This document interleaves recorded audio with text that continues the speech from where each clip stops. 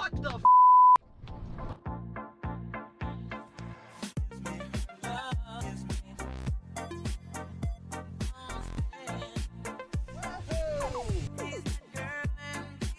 All right, it's the next day. I've owned this now for about 24 hours.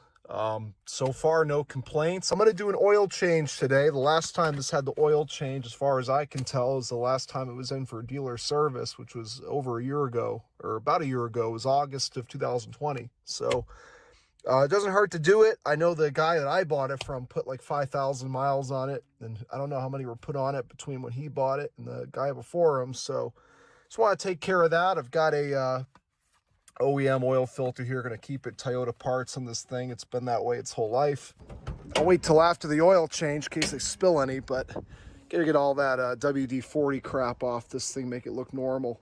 So let's get to it. All right, so I've finished the oil change and I washed the engine bay with some that gunk removing stuff, pretty typically seen product. So you can see I got a lot of the, I'd say pretty much all the crap that was on the hood here off compared to before, where it was just coated in WD-40.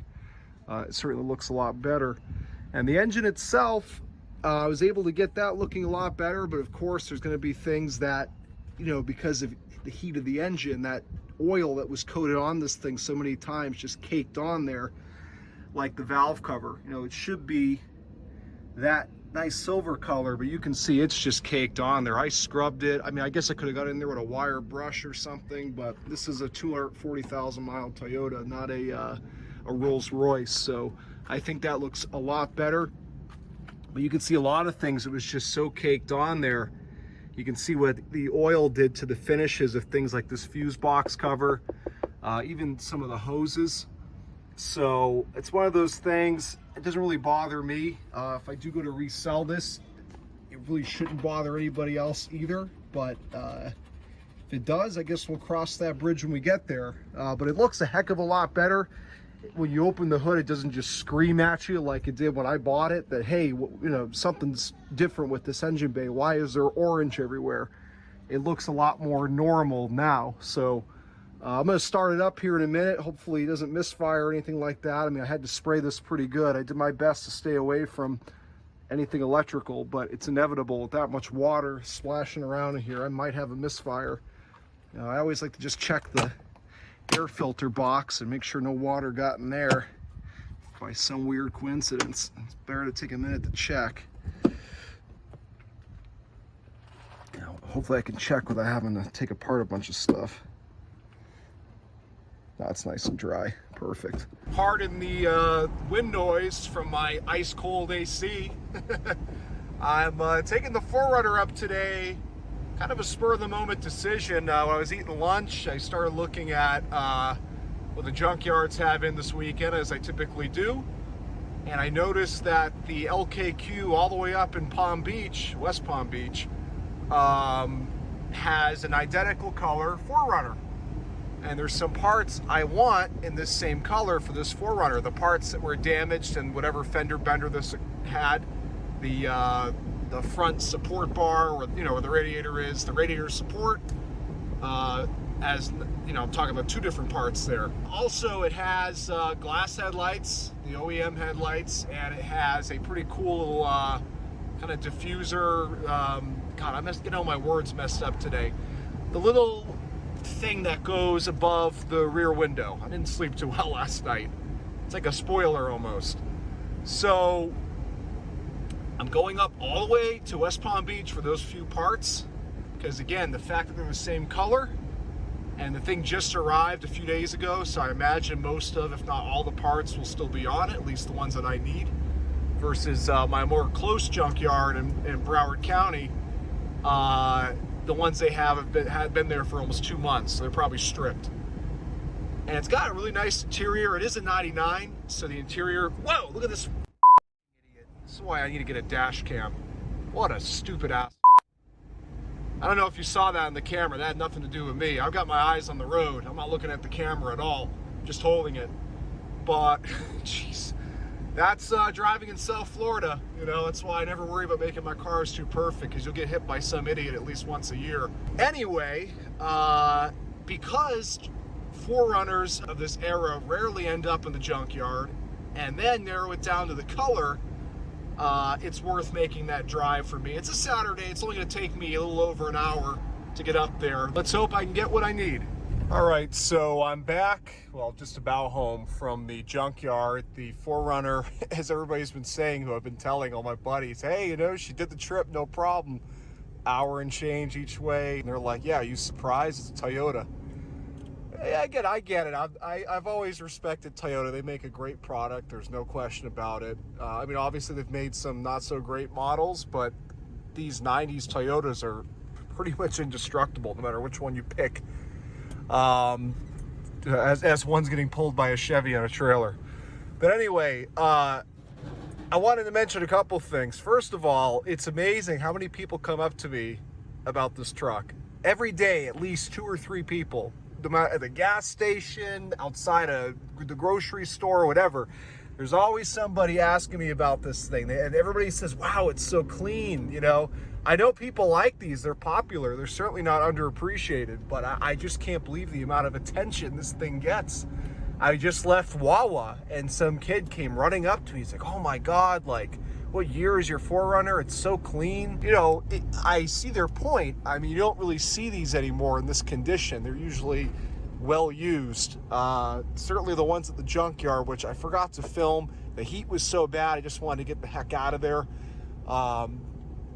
But they were just clapped. I mean, I was able to get headlights. I was only going to get a headlight, but they did not have any of the 96 to 98 headlights. They only had one pair of the 99 and up headlights, the facelift headlights. And, you know, I kind of wanted to keep this original looking and not like with upgraded headlights, but I bought them. They were only $50 for the pair. They're glass, OEM Toyota. They're in great shape. The housings, everything, the plastic tabs. So I talked to Oleg and I said, hey buddy, look, you know, I know you like to upgrade your truck, make it look newer. If I don't like the way these look on mine, I'll give them to you, and you can just give me your passenger side headlight, the glass one I want. Because if you forgot, one of these is glass, one's plastic, obviously been replaced. I don't like the way that looks. You can tell because the plastic one's starting to yellow. I also was able to get the visor thing that goes above on the tailgate over the third brake light. Oh, and I'm gonna put this thing on right away when I get home. I got the piece that I'm missing for the running board. All that stuff for like $70 after tax. Not bad at all. Those are about the only thing left on the 4Runner that I got it off of, besides the other couple of parts. But the engine was already out of it. And mind you, it's only been there for, I don't know, a few days. Engine was out. All the crossbar pieces that I wanted for the engine bay were gone. I thought about maybe taking the colored mirrors and putting them on mine, but the more I thought about it, I want to leave them black. I like the contrast.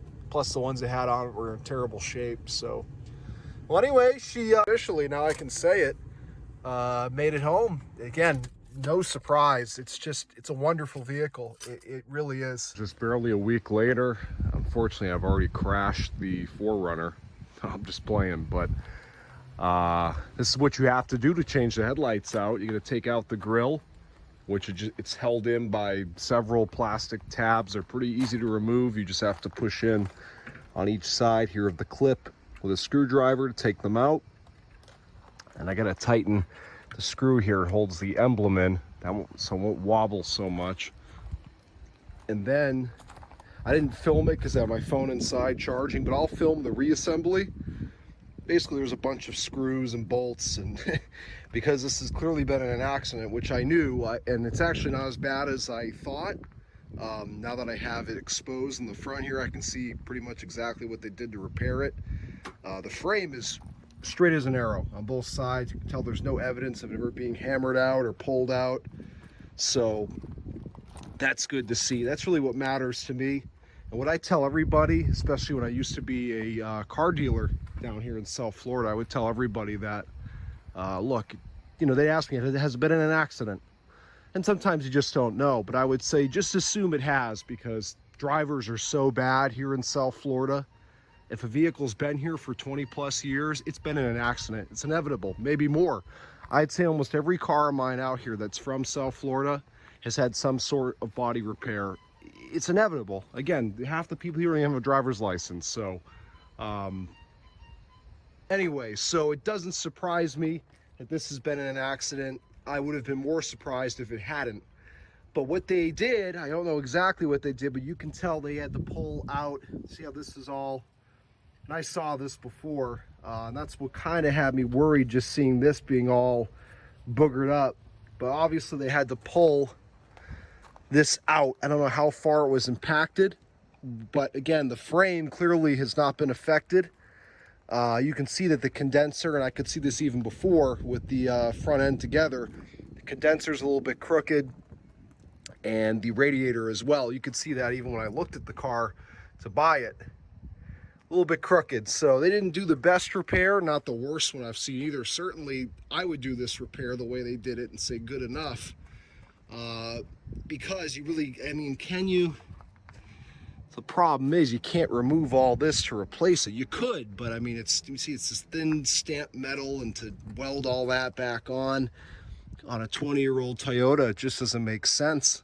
But again, you can see where they had to do some pulling, where paint is damaged like that, when there's a little bit of rust and things. See how boogered up all this is versus over here. So it's had an accident. It wasn't as bad as I was worrying it might have been. Obviously the vehicle drives fine. I drove it to Palm Beach, to West Palm Beach and back yesterday. It's straight as an arrow on the highway. Let's get to the job at hand here. I'm putting in the replacement headlights.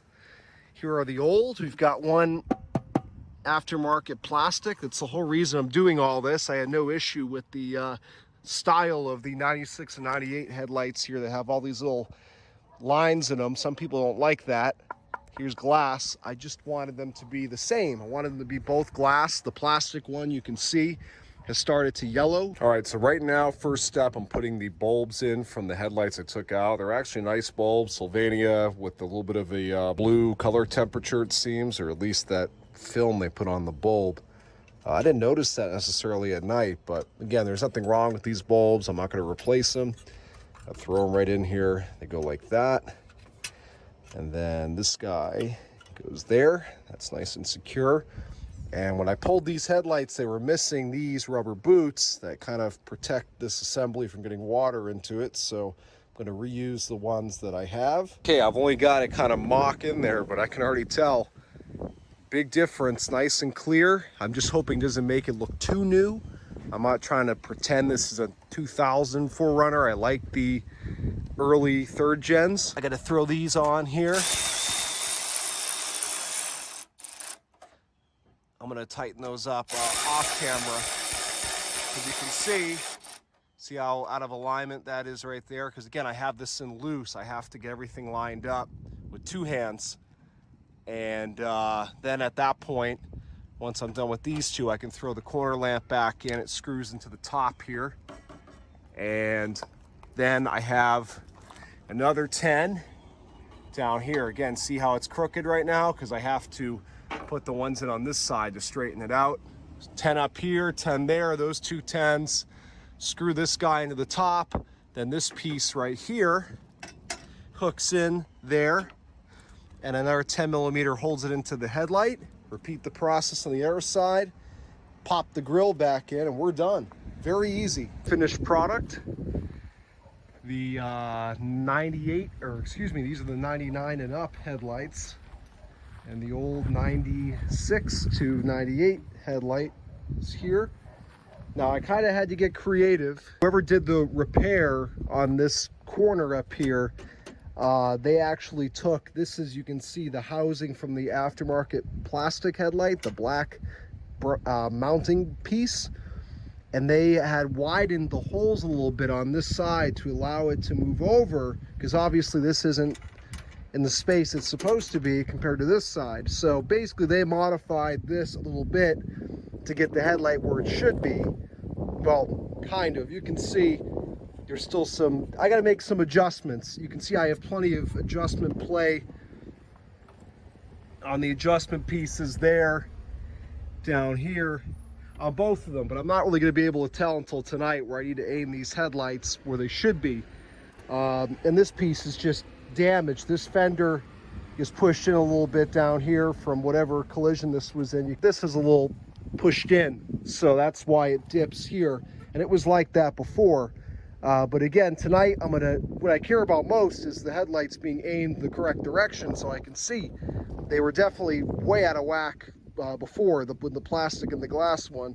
One of them was pointing a crazy direction, the other one was straight. So I'll adjust these tonight with the little adjusting things you see there. You just put a 10mm wrench on that, or even really with your hand, and just spin those in and out until you get your headlight aimed where it should be. But I can't really do that till tonight. But I had to take the black mounting housing off of the plastic headlight, which had already been modified to work with this truck. It'll never be perfect unless I'm able to replace this and mess with all this a little bit more, but I don't need it to be perfect. If I back up a little bit, you pretty much can't tell anything is wrong. Everything looks straight, no matter which way you look at it, except you can see over here it's a little bit tighter, because again, that's been pushed in a bit, that fender. But otherwise, no matter which way you look at it,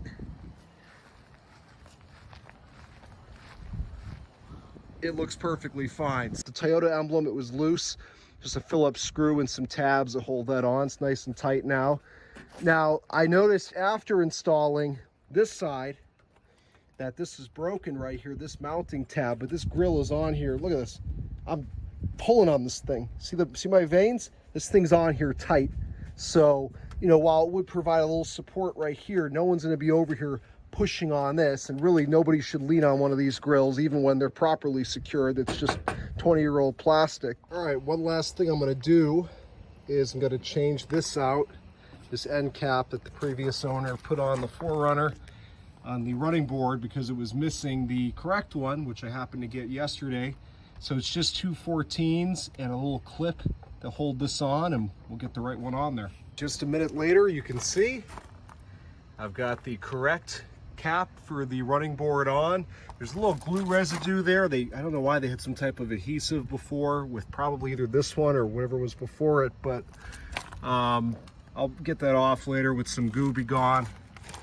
And I happen to have a perfect size bolt laying around that would hold that in the back. So there's that side now repaired. And let me show you the passenger side, which didn't need to be. And see, same deal. All right, it wouldn't be Big Al's Bike and Auto if I wasn't doing something a little bit sketchy. So you can see I've got the cluster out, and I've got the odometer / speedometer section out. Now you can just see the hack job that these did to roll the odometer back on this 4Runner. They didn't do a very good job. You can see they used a screwdriver to push. See how that's all scuffed up, the 1?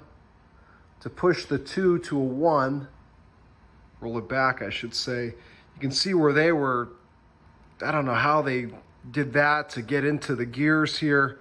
They broke a lot of this clear plastic. The evidence is overwhelming that somebody rolled this thing back. Now, that's a lot of work compared to just getting a low mileage cluster from the junkyard. If there were one to get, I would have just went that route. But I, unlike them, want to get the mileage to be pretty much exact what it's supposed to be, which is around 240,000 miles. You can tell they were in here. Even the screws that hold all this together were pretty badly stripped out. They probably used the wrong screwdriver.